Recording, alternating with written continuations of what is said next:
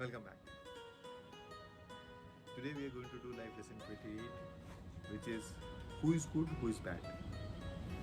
This story relates to Mahabharata, wherein Guru Dronacharya has the Pandavas and the Kauravas as his students. He calls in Duryodhana on one day and sends him, saying, "Please go and find me a good man and get him to me." Duryodhana goes, tries around, tries to figure out where can he find a good person. He doesn't find. He comes back and he tells the Guruji that I haven't been able to find a good person. Then Duryodhana calls in Yudhishthira and says, Yudhishthira, go and find me a bad person. Yudhishthira goes around, he looks possibly very, very good, and he comes back and he says, I cannot find a bad person. Then the Acharya explains this to everyone and he says, when we look at someone, we look at them the way we ourselves are. Then we judge if that person is good or bad.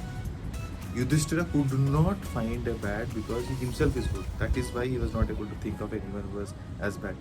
Good or bad is just a difference of respective mindsets and attitudes. And you will see what you want to see in that person. So, with this we come to the end of the life lesson. But what is the moral? What is the moral and the learning for us? The moral and the learning for us is judging other people depends on one's thinking. We do it all the time in our life. We form opinions, we find we have something which is beforehand.